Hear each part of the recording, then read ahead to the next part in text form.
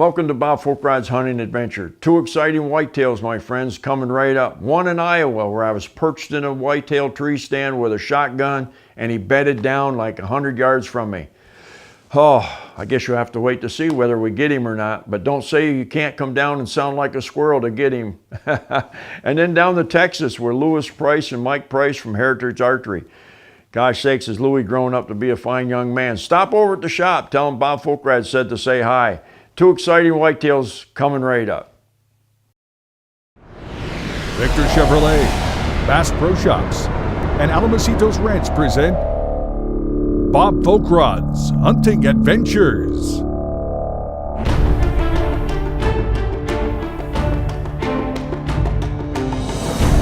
Seven continents, 80 species, a 5-year quest in the making.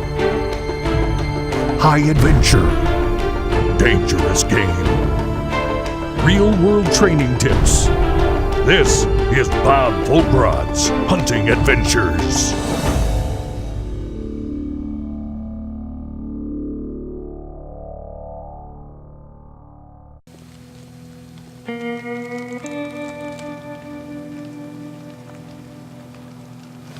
I have no idea why I'm here.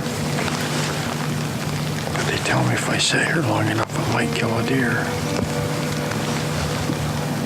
I'm in Iowa, J&S trophy hunts with Steve Shoup. I've hunted with Steve several times, mostly with a bow. This is the first time I've been down here with a shotgun. There's quite a little snowstorm right now. It's just about 3:15 in the afternoon. We've been here since 6 o'clock. It's been pretty quiet so far. It's gonna get better.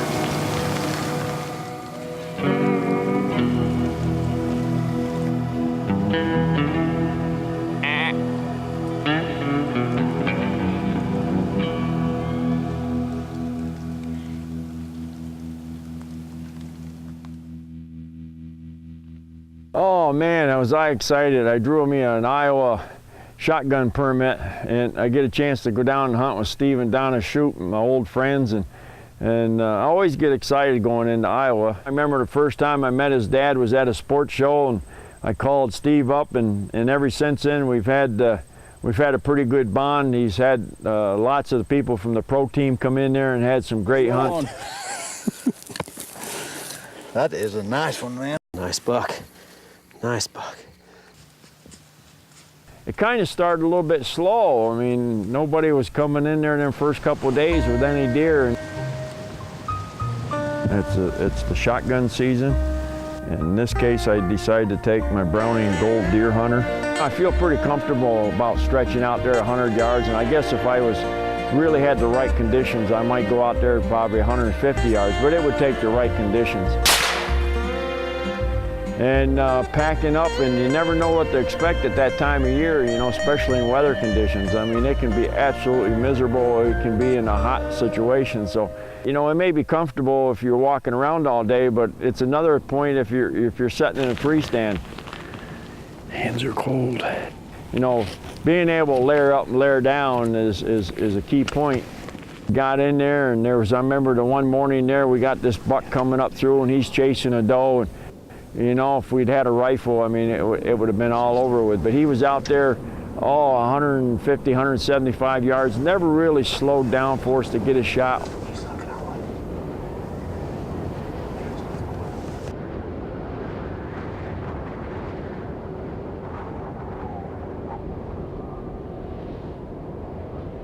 I was just hoping he might stop, and he got within our range the one time, but he just wouldn't give us the opportunity we want, and he got away from us.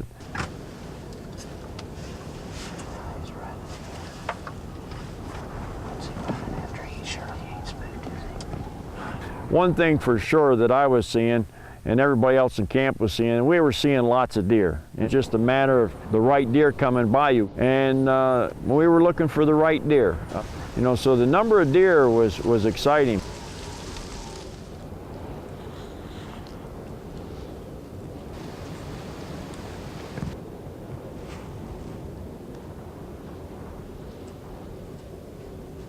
And everybody was, was like, patience, grasshoppers, it's going to happen. You can't see that number of deer and not eventually have the right deer go by us. Bob Folkrod's Hunting Adventures is brought to you by these fine sponsors: Vortex, Best of the West Rifles, Huskama Long Range Optics, Kinetrek, Kufaru, and LJ Blessings Ranch.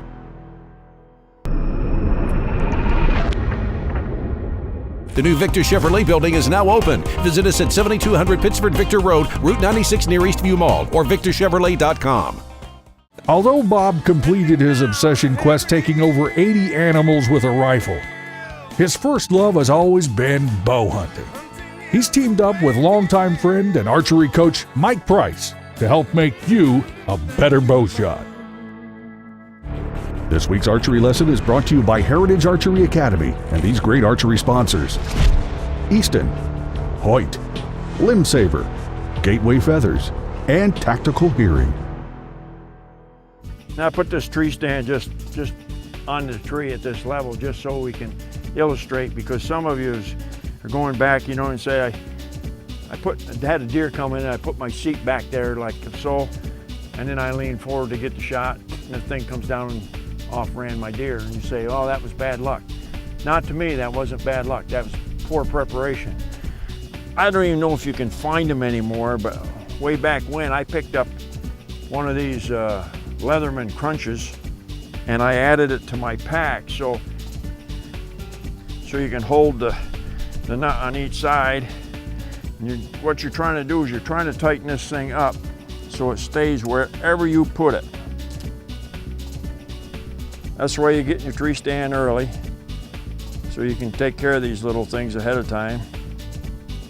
You want that no matter where you put it, it stays there. It's not going to fall down, bam, there goes your deer. Lean up against the tree, lean away from the tree, it stays there. Lean it halfway up, stay, okay, just by that little bit of use, we need to tighten her up a little more. There you go. Good job right there. Wherever she sets, you want it to stay. Basically, you're going to try to get a shot leaning up against the tree. It's not going to fall back down onto you no matter where it is. Good luck this fall.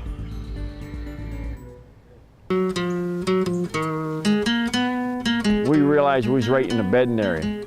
They're coming off the feeding field in the morning. They're coming up here, getting in here where the snow's melted off. Every deer we seen come through here. That real nice buck came through here. I think we're in the right location. The food source is what Steve had put in earlier that summer, and they were coming into the food source. The good news is they would stay there right up until dark. And it's typical of a deer at that time, or any time after he leaves a food source, is to go bed up. And that's just what we were doing. We were right on the edge of their bedding area. Some would bed down we had a couple does bed right in front of us, so we knew we was on the edge of it. So they were playing the wind. They would come off a food source and come up there and they'd bed down basically all day long. It was right at the end of the rut, so unless a hot doe happened to come in, there was no need for those deer to get up at any other time, only to stretch and maybe feed a little bit, then bed back down again. And that's what we were running into with those deer. They're going to be moving late today. That sun's came up. They're going to pull in here and lay down on this sunny side.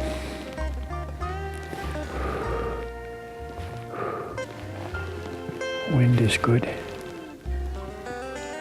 Pretty good. If they get past this though, the wind this one, it's pretty good.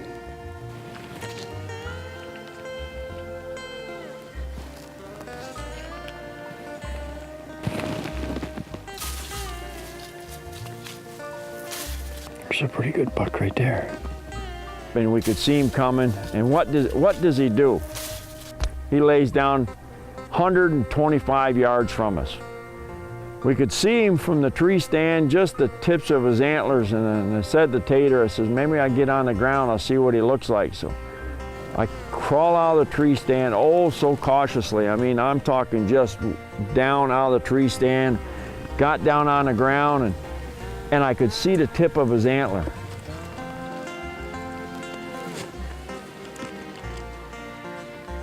I went back up the tree again, oh so cautiously again now. You know, I mean, this buck is laying close to us, you know. Ah, man.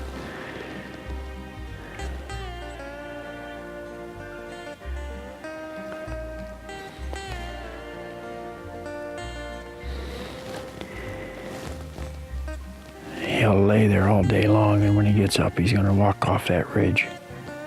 Go back down to that food source. He ain't gonna come back this way.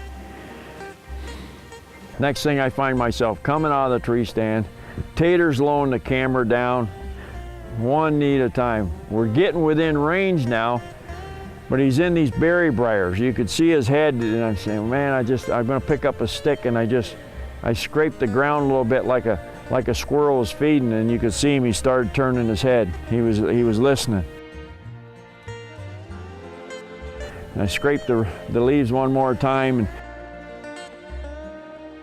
what's the chances of having a deer come in and just bedding down just out of your shotgun range? And then what's the chances of getting out of the tree, going back up the tree, having a discussion with Tater, decide we're gonna have nothing to lose except come back out of that tree and let's see if we can make this happen.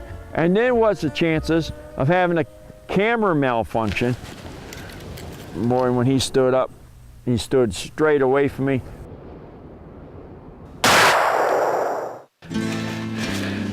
I was up and running on him because I had lost him. I wasn't quite sure, and I ran up to him, and luckily that when that shotgun hit him, it took everything that he had, and there he laid. And I see Tater back through there, and he's not talking to me, you know, and he says, I said, let me see the footage, and he goes, oh, he says, we hadn't better look at it, you know. And I knew something was wrong right then. When we get back in the editing suite, we found out what was wrong. No matter what they did, we couldn't get the kill. We couldn't save the kill, we couldn't save the hit, and I was so excited about this, just because we got down out of the tree stand and we made it happen. The good news is we had our deer. The bad news is was for you, and nobody hates it worse than me, is not being able to see that impact on TV. That's what I worked hard for, and we couldn't show it to you. We seen that big one. We hunted him pretty hard. He was a nice deer. There's some other deer in the area. It's been a great week. Everybody in camp's been fun. We got some nice deer in camp, and here's our deer right here, Iowa. Shotgun season. Not too often you see me hunting with a shotgun, but this is one of them. That's why they got big deer down here, and they don't let them rifle hunters in. Archery and shotgun. That's all I can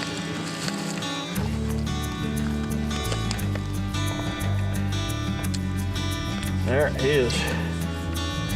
If he gets up and runs away now, at least they'll know who he belongs to. Probably the time I get to my pack.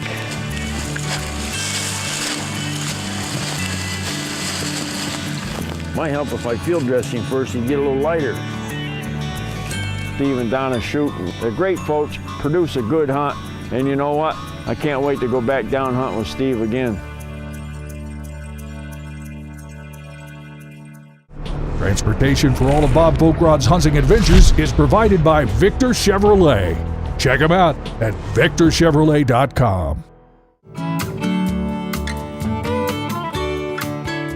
Greg Simons of the Wildlife Systems. I've hunted with Greg for about 10 years now. He runs an operation out of San Angelo, Texas.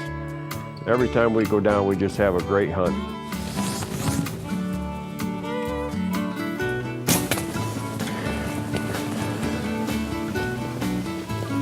And look at that, a Texas 8-point and another fine buck with Greg Simons at the Wildlife Systems. I'm telling you what, I've had a lot of great hunts right here, and this is another one.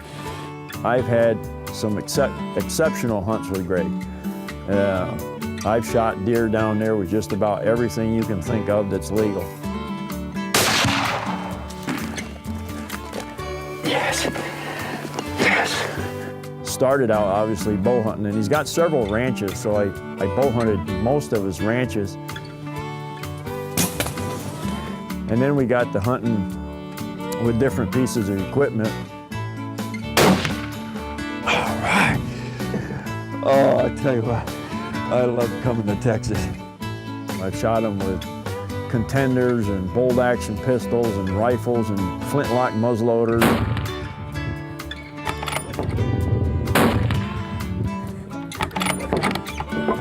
was hunting the S Ranch this year.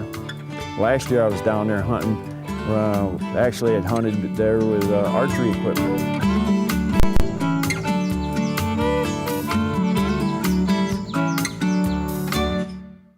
Well, this year I brought 2 rifles with me. The 243 Super Short Magnum, and of course my 300 Short Magnum. Don, my guide, he picked me up at the airport and brought me in, and Don and I go back several times. I hunted down LaRusha with Don, and just an old shoe of a guy. Just when you first meet him, you think you've known him forever. Just a nice guy.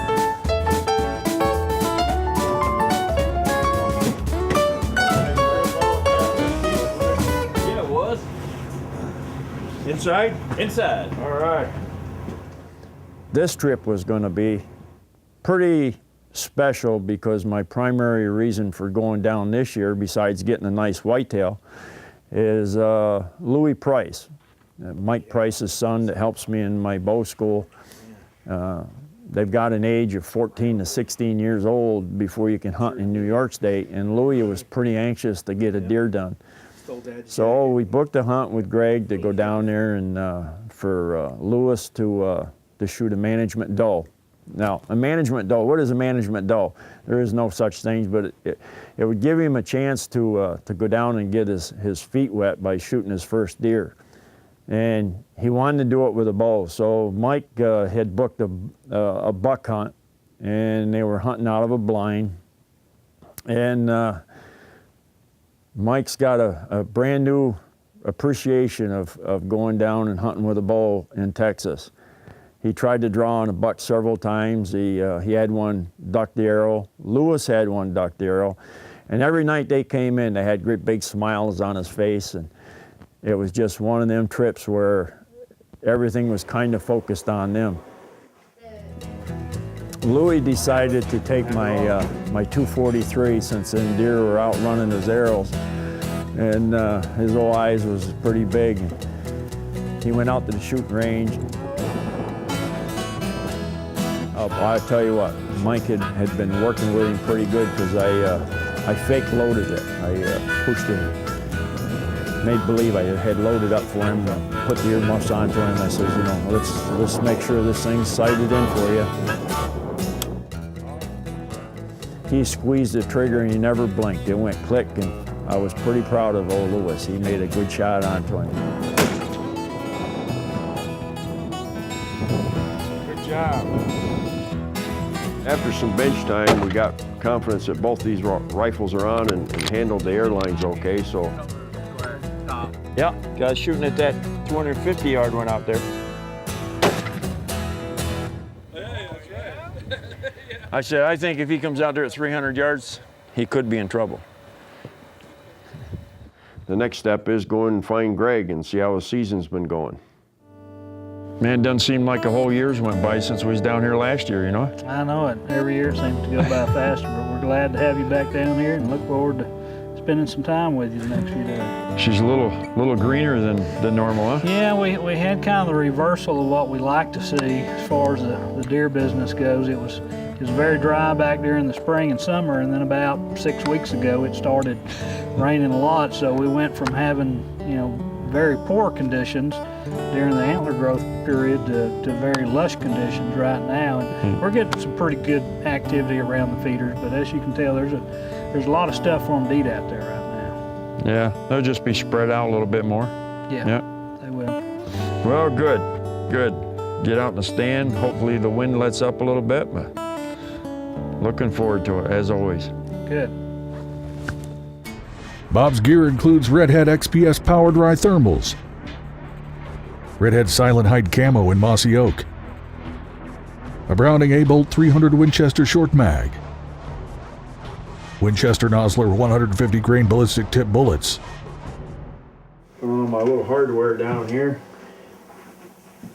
Nice boots right there. Just in case we run into a snake.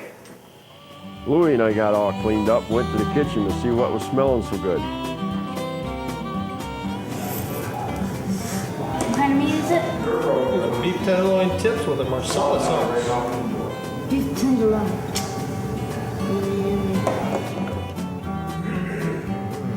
Good stuff.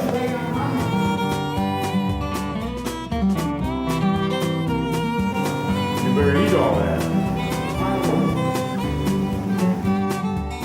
Mike was a little late getting to the table, but he had a good reason. He had taken a nice buck with his bow, and Louie, he got the whole thing on video. Way to go, Mike. Got him good. That's the exit wound. Look at that. The arrow went through him for sure. That's the exit wound. Just on the other side. Right there. Let's go. It was a perfect shot. Congratulations, Dad. Thanks, Louis. This segment has been brought to you by the Victor Chevrolet Deal of the Week. Check them out at victorchevrolet.com.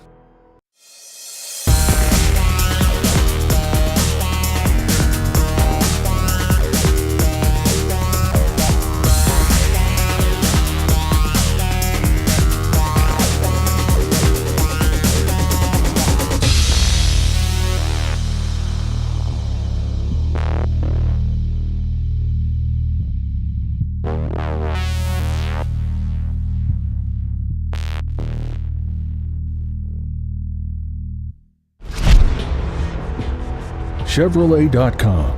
Find new roads. Victor Chevrolet, same place I get my trucks from, and you should too.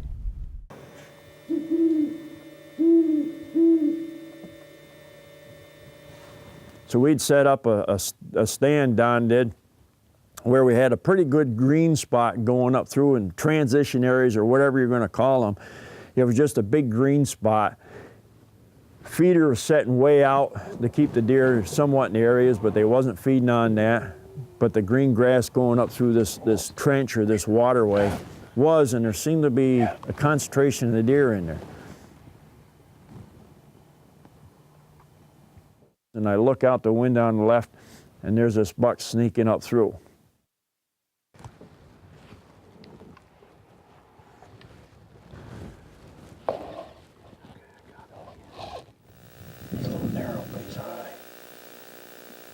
I have an extremely hard time judging Texas whitetail. I don't know if it's just an excuse or whatever, but the body's a little bit smaller. They look sleek, just the way they carry themselves, and that rack looks humongous on top of their head.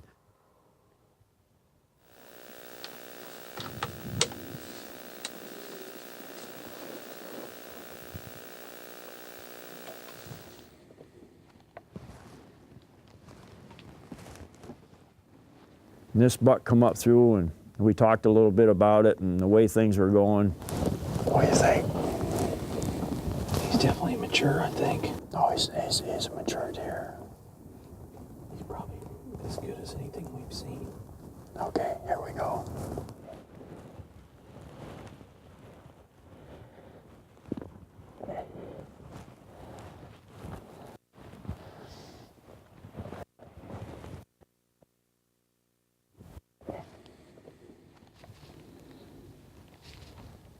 Here we go. You ready? Yeah.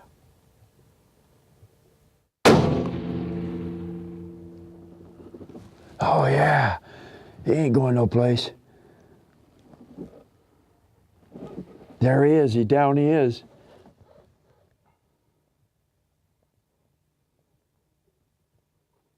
Yeah, he's down. Woo! Well, I'll take this off. When he gets up, I'm going to be one surprised person. Hey, you young hunters, young and old, touch him on the back, go up here and touch his eye, make sure his eye don't blink. You know, you can be a 8 to 10-year-old hunter, you can be an 80-year-old hunter. If you haven't hunted much, just touch that eye and make sure he's not going to go anyplace. Right there, my friend, is memories. Mike Price came down here, he helps me in my bow school, and he's got his young hunter, Louis. He's never shot a deer, and we loaned him that 243, and hopefully he's got a deer down. We're going to get a group picture.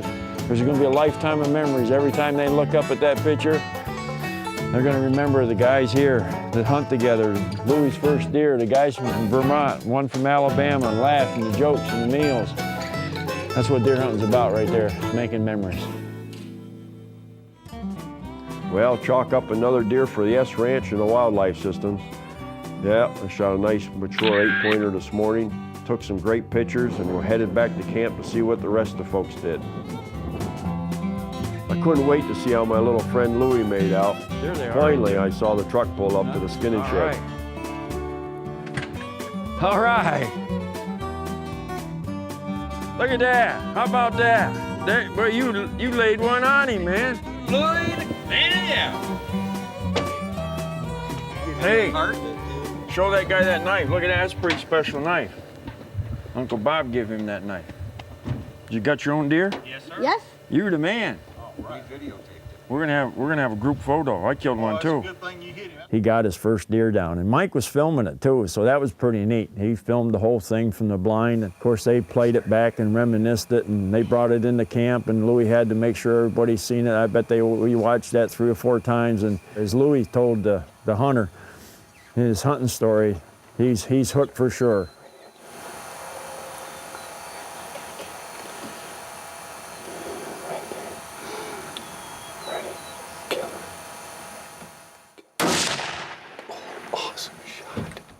You know, when he's my age, he'll still be remembering that first deer that he got.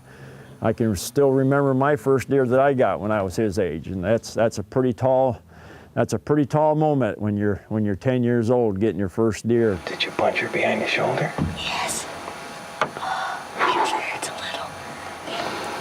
All right, did you have your good luck charms? Yes, I did. What's that white one? Big shirt. I missed the deer, so Bob cut it right off. I carried it with me. Yeah. Are you pretty happy? Yes, I am. Get it. High five. All right. Ow. Who taught you to shoot that gun? Proud for Brad. Man, you are the man. I'm telling you what, I am so proud of you. So Louie got down, got his first doe, and you know what? A couple years later, I bet he's going back down hunting with Greg, trying to get one of those bigger bucks. That's the way the system works right there. The tongue out of it. It was just a neat camp. A lot of great stories. Hunting was a little bit slow this year, but guess what? I've already made plans to go back next year where Greg can hunt again. One thing's for sure, we made some great memories and we took some fantastic photos.